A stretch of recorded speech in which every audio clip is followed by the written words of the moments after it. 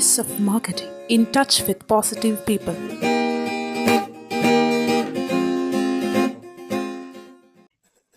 Power of retailer 58ാമത്തെ എപ്പിസോഡിലേക്ക് ഏവർക്കും ഹാർദവമായ സ്നേഹം നിറഞ്ഞ സ്വാഗതം. ഞാൻ ജയകൃഷ്ണൻ.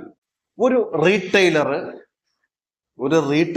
സ്റ്റോക്ക് അധികമായിട്ട് എടുത്തു വയ്ക്കുമ്പോഴുള്ള ഒരു ഭാരിച്ച സാമ്പത്തിക ഉത്തരവാദിത്വം അയാളിലേക്ക് വന്നു ചേരുകയാണ്. ശരിയാണല്ലോ? എപ്പോഴാണ് ഒരു റീറ്റെയിലർ അധികമായി സ്റ്റോക്ക് എടുത്ത് വയ്ക്കാൻ നിർബന്ധിതനാകുന്നത്? ഒന്ന്, കമ്പനി അല്ലെങ്കിൽ ഡിസ്ട്രിബ്യൂട്ടർ എന്തെങ്കിലും ഓഫറുകൾ, സ്കീമുകളൊക്കെ പറഞ്ഞ് അനാവശ്യമായി പ്രലോഭിപ്പിച്ച് മാർക്കറ്റ് ചെയ്ത് ഓവർ സ്റ്റോക്ക് എടുത്ത് വയ്ക്കുന്നു. ഒരു കാരണവശാലും അങ്ങനെയുള്ള ഒരു അവസ്ഥയിൽ വീണു പോകാതിരിക്കണം, പെട്ടുപോകാതിരിക്കണം. കാരണം ഒരു പുതിയ റീറ്റെയിലറെ സംബന്ധിച്ചിടത്തോളം, ഒരു പുതിയ റീറ്റെയിൽ ഷോപ്പുകാരനെ സംബന്ധിച്ചിടത്തോളം അതുപോലുള്ള ഓഫറുകൾ വരുമ്പോൾ സിംഗപ്പൂർക്ക് കൊണ്ടാം എന്നൊക്കെ പറയുമ്പോഴത്തേക്കും ഓവർ സ്റ്റോക്ക് എടുത്ത് വയ്ക്കും. അത് വിറ്റ് പോകാത്ത ഐറ്റം ആണെങ്കിൽ നിങ്ങളുടെ ഏരിയ പഠിച്ചിട്ട് നിങ്ങളുടെ ഏരിയ ഏത് തരം കസ്റ്റമേഴ്സാണ് കൂടുതലായിട്ട് ഇൻഫ്ലുവൻസ് ചെയ്യാൻ സാധിക്കുന്നത്, പ്രൈസിങ്ങിൽ അവരുടെ സമീപനം എങ്ങനെയാണ്, ക്വാളിറ്റിയിൽ അവരുടെ സമീപനം എങ്ങനെയാണ്, ഏത് തരം പ്രോഡക്റ്റുകളാണ് അവിടെ കൂടുതലായിട്ട് വിറ്റ് പോകുന്നത്, ഇത് പഠിക്കാതെ സ്റ്റഡി ചെയ്യാതെ നമ്മൾ ഓവർ സ്റ്റോക്ക് ഷോപ്പിലേക്ക് എടുത്ത് വയ്ക്കരുത്. കാരണം എപ്പോഴും സ്റ്റോക്ക് എടുത്ത് വയ്ക്കുന്നത് നിങ്ങളുടെ പണമാണ് അവിടെ ഇരിക്കുന്നത്, നിങ്ങളുടെ പൈസയാണ് അവിടെ ഇരിക്കുന്നത്. നമ്മുടെ പണമാണ് സ്റ്റോക്കായിട്ട്, പ്രോഡക്റ്റായിട്ട് അവിടെ ഇരിക്കുന്നത്. അത് ഒരു റീറ്റെയിലർ വാങ്ങിച്ചു വച്ചിരിക്കുന്നത് അത് വിൽക്കാൻ വേണ്ടിയിട്ടാണ്.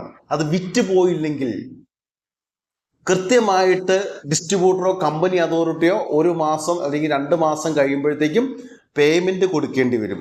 പേയ്മെൻറ്റ് കൊടുത്തില്ലെങ്കിൽ അതിലും വലിയ പ്രശ്നവും. അല്ലെങ്കിൽ ഇത് വിറ്റ് പോകുന്നില്ല, തിരിച്ചെടുക്കൂ.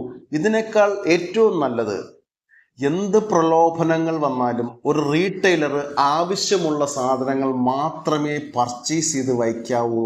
ആ ഒരു റിയാലിറ്റി പ്രത്യേകിച്ച് പുതുതായി റീറ്റെയിൽ ഷോപ്പ് തുടങ്ങുന്നവർ ശ്രദ്ധിക്കേണ്ട കാര്യമാണ്. അത് ശ്രദ്ധിച്ചാൽ നിങ്ങൾക്ക് കുറച്ചുകൂടി മനസ്സമാധാനത്തോടെ റീറ്റെയിൽ ബിസിനസ് ചെയ്യാൻ സാധിക്കും.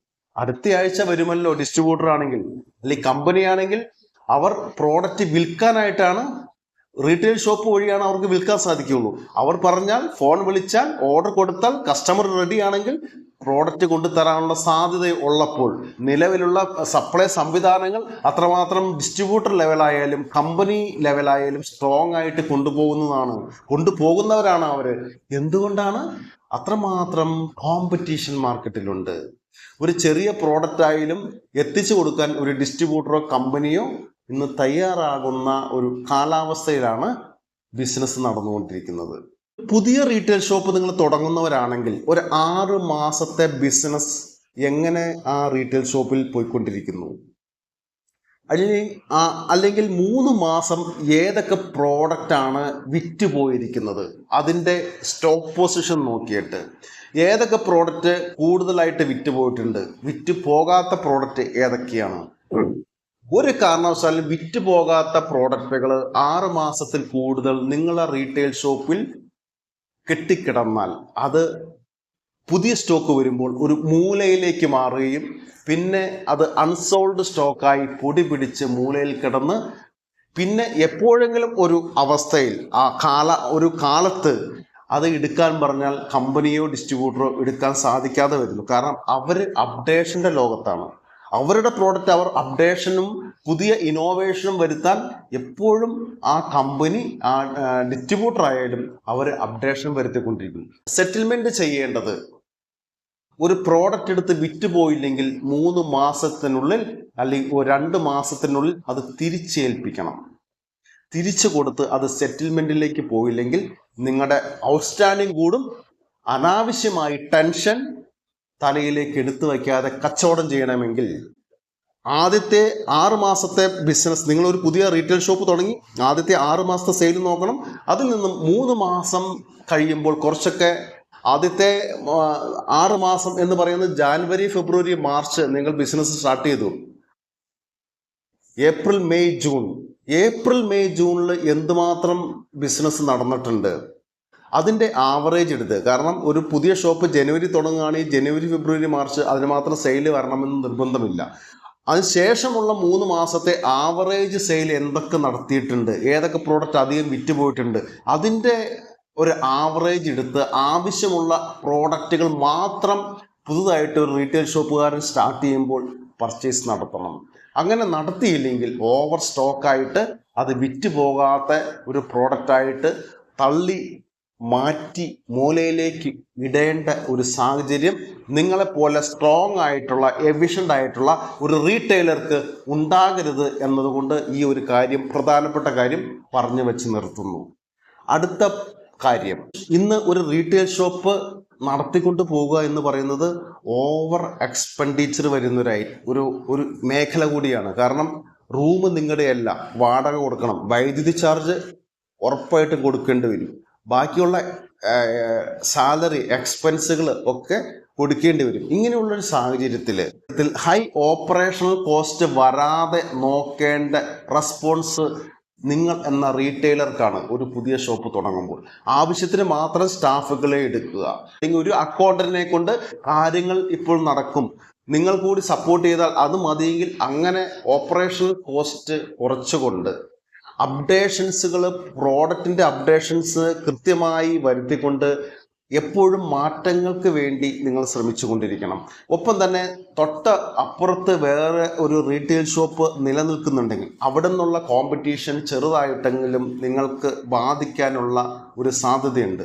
അപ്പോൾ അവിടെ എടുക്കുന്ന സെയിം പ്രോഡക്റ്റ് തന്നെ നിങ്ങൾ എടുത്തു വെച്ച ഒരു കോമ്പറ്റേറ്റീവ് മാർക്കറ്റാക്കി അവിടെ റേറ്റ് കുറയ്ക്കുന്നു, ഇവിടെ റേറ്റ് കുറയ്ക്കുന്നു, രണ്ടിടത്തും റേറ്റ് കുറച്ച് അങ്ങനെ ഒരു കിടമത്സരത്തിലേക്ക് പോകാതെ ഒരു പരിധി വരെ അവരെടുക്കുന്ന പ്രോഡക്റ്റ് ബ്രാൻഡിൽ നിന്നും വ്യത്യസ്തമായ ബ്രാൻഡ് നിങ്ങൾ എടുത്ത് ഓപ്പറേറ്റ് ചെയ്യുകയും അത് വിൽക്കാനും കൂടി നോക്കുകയും ഒപ്പം തന്നെ മത്സരത്തിന് പോകാതെ ഒരു ഫിക്സഡ് റേറ്റ് ഫിക്സ് ചെയ്തിട്ടുണ്ടെങ്കിൽ അതിന് പർച്ചേസ് ചെയ്യാൻ ഇൻട്രസ്റ്റ് ഉള്ളവർക്ക് അത് മാന്യമായ ലാഭം നിങ്ങൾക്ക് കിട്ടുന്ന ഒരു പ്രൈസാണ്, മാന്യമായ ഒരു പ്രൈസാണ് നിങ്ങൾ ഫിക്സ് ചെയ്തിരിക്കുന്നതെങ്കിൽ ആ പ്രൈസിൽ തന്നെ താഴ്ത്തി വിൽക്കാതെ കൃത്യമായ ഒരു പ്രൈസിങ് പോളിസി, ഒരു യൂണിറ്റ് പ്രൈസിങ് പോളിസി നിങ്ങൾ എന്ന റീറ്റെയിലർക്ക് ഉണ്ടായിരിക്കണം മാർക്കറ്റിൽ നിലനിന്ന് പോകണമെങ്കിൽ. അടുത്ത ഒരു കാര്യം, പലപ്പോഴും റീറ്റെയിലർ ഒരു പാർട്ട് ടൈം ജോലിയായിട്ട് റീറ്റെയിൽ ബിസിനസ്സിനെ മാറ്റുന്നവർ ചിലരെങ്കിലും ഉണ്ട്. അത് ഒഴിവാക്കുന്നത് എനിക്ക് അങ്ങനെ തോന്നിയിട്ടുണ്ട്.